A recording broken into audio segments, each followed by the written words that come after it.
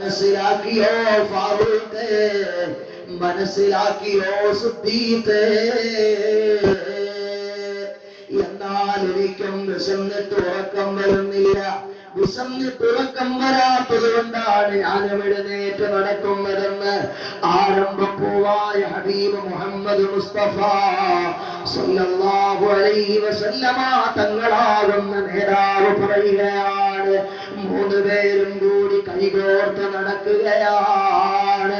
മദീനയുടെ പാതിരാത്രി സമയം എല്ലാവരും കൂർക്കം വിളിച്ചുറങ്ങുന്ന നേരത്ത് വിശന്നിട്ട് ഉറക്കം വരാതെ മൂന്നുപേരും മദീനയുടെ തെരുവുകളിലൂടെ നടക്കുകയാണ്. റസൂലുള്ളാഹി തങ്ങൾ ഒന്നാമത്തെ ആളാണ്. വലത് ഭാഗത്തുള്ളത് സിദ്ദീഖ് തങ്ങളാണ്, ഇടത് ഭാഗത്തുള്ളത് ഫാറൂഖ് തങ്ങളാണ്. മൂന്നുപേരും കൂടി മദീനയുടെ തെരുവുകളിലൂടെ നടക്കുകയാണ്. അവരെ എവിടെയോ ഒരു പ്രകാശം കാണുകയാണ്. ആ പ്രകാശം കണ്ട ഭാഗത്തേക്ക് അവർ മൂവരും നടന്നു ചെല്ലുകയാണ്.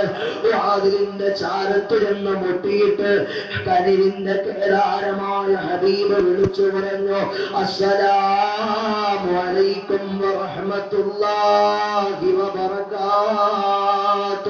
ഓ, നിങ്ങൾക്ക് സലാം ഉണ്ടാകട്ടെ വീട്ടുകാരെ.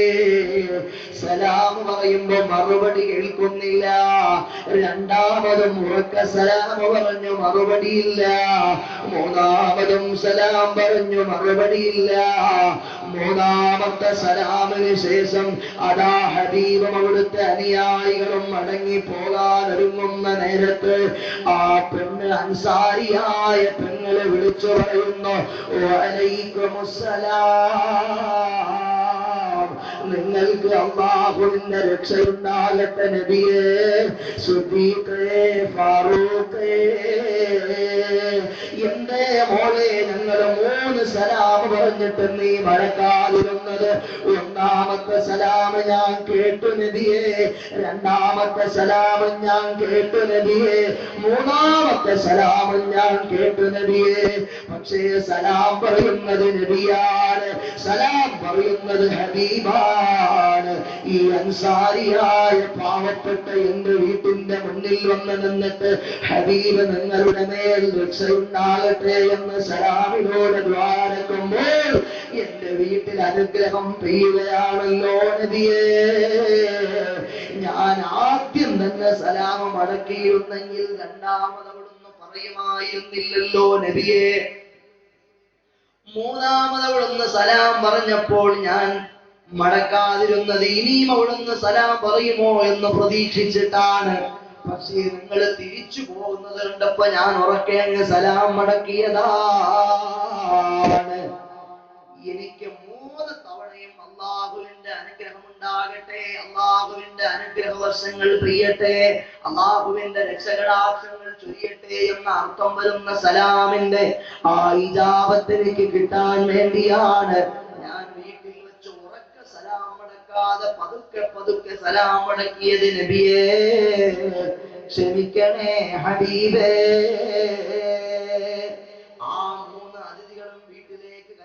അപ്പോൾ ഭർത്താവായ സ്വഹാബി കടന്നു വരികയാണ്. ഭക്ഷണം പാകം ചെയ്ത് അവർക്ക് കൊടുത്തു. മുഅ്മിനീങ്ങളെ, എന്റെയോ നിങ്ങളുടെയോ ജീവിതത്തിൽ എത്ര കൊല്ലമായി നമ്മൾ ജീവിക്കുന്നു? ഇന്ന് വരെ നമ്മുടെ ജീവിതത്തിൽ ഭക്ഷണം കിട്ടാതെ തെരുവിന്റെ കവലയിലൂടെ അലയേണ്ടി വന്നിട്ടുണ്ടോ? എന്റെയോ നിങ്ങളുടെയോ ആരുടെയെങ്കിലും ജീവിതത്തിൽ ഭക്ഷണം ഒരു നേരത്തെ അന്നത്തിന് വകുപ്പില്ലാതെ പാതിരാത്രിയിൽ വീട്ടിൽ ബെഡിൽ കിടന്നിട്ട് ഉറക്കം വരാതെ രാത്രി സമയത്ത് വിശക്കുന്നേ വിശക്കുന്നേ എന്ന് പറഞ്ഞ് നമുക്ക് ഇറങ്ങി പുറപ്പെടേണ്ടി വന്നിട്ടുണ്ടോ? ഇല്ലല്ലോ സഹോദരങ്ങളെ. ഞാനിവിടെ വന്നപ്പോ എന്റെ തീന്മേശയിൽ എത്ര വിഭവസമൃദ്ധമായ ആഹാരമാണ് മുഹമ്മദ് ഹാജി എന്ന സ്നേഹമുള്ള സഹോദരൻ വിളമ്പി തന്നത്. അല്ലാഹു അവർക്ക് ബർക്കത്ത് നൽകുമാറാകട്ടെ. സ്വർഗീയ ഭക്ഷണം അവർക്കും കുടുംബത്തിനും അല്ലാഹു നൽകുമാറാകട്ടെ. എന്റെ പ്രിയപ്പെട്ട മുഅ്മിനീങ്ങളെ, നമ്മുടെ ജീവിതത്തിൽ ഒരിക്കലും അങ്ങനെയുള്ളൊരു അനുഭവം വന്നിട്ടില്ല. പക്ഷേ ഹബീബിന്റെ ജീവിതം കണ്ടോ? എന്നാൽ ഈ റസൂലുള്ളാഹി സ്വല്ലല്ലാഹു അലൈഹി വസല്ലമ തങ്ങളും അനുയായികളും ഭക്ഷണം പാകം ചെയ്ത് കിട്ടിയ ഭക്ഷണം ആർത്തിയോടെ തിന്നുകൊണ്ടിരിക്കുമ്പോൾ ثُمَّ لَتُسْأَلُنَّ يَوْمَئِذٍ عَنِ النَّعِيمِ ثُمَّ لَتُسْأَلُنَّ يَوْمَئِذٍ عَنِ النَّعِيمِ എല്ലാ അനുഗ്രഹങ്ങളെ സംബന്ധിച്ചും ചോദ്യം ചെയ്യപ്പെടുന്ന ഒരു ദിവസം വരാനുണ്ട് എന്ന ആശയമുള്ള അർത്ഥമുള്ള ഒരായത്ത് ഹബീബ് ഓതി കേൾപ്പിക്കുകയാണ്. ആ നേരത്ത് സുദ്ദീഖ് തങ്ങൾ ചോദിക്കുന്ന നബിയേ, ഈ അനുഗ്രഹത്തെ പറ്റിയും അല്ലാഹു നാളെ ഞങ്ങളോട് ചോദിക്കുവോ നബിയെ? അപ്പൊ പറയുകയാണ്, ഞാൻ സുദ്ദീഖേ ചോദിക്കും. ഇത് പറഞ്ഞപ്പോ സുദ്ദീഖ് തങ്ങൾ പറയുകയാണ്, വല്ലാത്ത വിശപ്പുണ്ടായിരുന്നു, ഞാൻ കഴിച്ചപ്പോ എന്റെ വയറ് നിറഞ്ഞു, ഇപ്പോൾ ഈ കഴിച്ചതെല്ലാം അങ്ങ് ദഹിച്ചു പോയി നബിയേ. ഈ ആയത്തിന്റെ കാഠിന്യം എന്റെ ഭക്ഷണത്തെ ദഹിപ്പിച്ചു കളഞ്ഞു നബിയേ. ഞാൻ അവസാനിപ്പിക്കുകയാണ് മുഅ്മിനീങ്ങളെ. 50,000 രൂപ വിലയുള്ള ചെരുപ്പും 1,00,000 രൂപ വിലയുള്ള സാരിയും 500 പവന്റെ പണ്ടവുമിട്ട് കല്യാണ പന്തലിരിക്കാൻ എത്രയോ എത്രയോ പെണ്ണന്മാർ ഈ സമുദായത്തിലെ വലിയ വലിയ സമ്പന്നന്മാരായ ധിക്കാരികളായ ആളുകളുടെ മക്കൾക്ക് അല്ലാഹു ചെറുപ്പത്തിലെ ദൗർഭാഗ്യങ്ങൾ തന്നിട്ടുണ്ട്. എന്റെ പെങ്ങന്മാര് വയത് കേൾക്കാൻ വന്നിട്ടുണ്ടോ? എന്റെ പ്രിയപ്പെട്ട ഈ സമുദായത്തിന്റെ ആളുകൾ, ഈ സമുദായത്തിന്റെ കാവൽ ഭടന്മാരായി മാറേണ്ട ആളുകൾ എന്റെ ശബ്ദം കേൾക്കാറുണ്ടോ? എന്റെ പ്രിയപ്പെട്ട ഉപ്പ, എന്റെ പ്രിയപ്പെട്ട സഹോദര, എന്റെ പെങ്ങളെ, എന്റെ ഉമ്മ, ഞാൻ ആരെയും മന്ദമായി കാടടച്ച് വെടിവെക്കുകയല്ല, ഞാൻ അടച്ചാക്ഷേപിക്കുകയല്ല. ഈ സമുദായത്തിന്റെ ശാപങ്ങളായി എത്രയോ എത്രയോ കല്യാണങ്ങൾ അങ്ങ് നടക്കുന്നില്ലയോ? 50,000 രൂപ വിലയുള്ള ചെരുപ്പാണ് കല്യാണത്തിന്റെ അന്ന് മോളിടുന്നത്.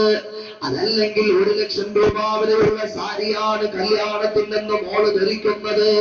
100, 200, 300, 400, 500, 1000-ന്റെയും പവറുള്ള സ്വർണ്ണാഭരണങ്ങൾ ധരിച്ചിട്ട് ഒരു സഞ്ചരിക്കുന്ന മൊബൈൽ ജ്വല്ലറി പോലെ മകളിങ്ങനെ മണിമേടയിൽ മണവാളനെ കാത്തുകാത്തിരിക്കുന്നത് കാണുമ്പോ അല്ലാഹു പണം കൊടുത്ത് അനുഗ്രഹിച്ച മുതലാളിയായ വാപ്പാന്റെ മനസ്സിലകത്ത് ധിക്കാരത്തിന്റെയും അഹങ്കാരത്തിന്റെയും ജാജ്വല്യമാർന്ന നാളങ്ങൾ വരികയാണ്. കണ്ടോടാ കണ്ടോടാ, എന്റെ മോള് 501 പവനിട്ടിരിക്കുന്ന മോളാ, എന്റെ മോള് 1001 പവൻ ധരിച്ച മോളാ, എന്റെ മോളുടെ കാലിൽ കിടക്കുന്ന ചെരുപ്പ് 50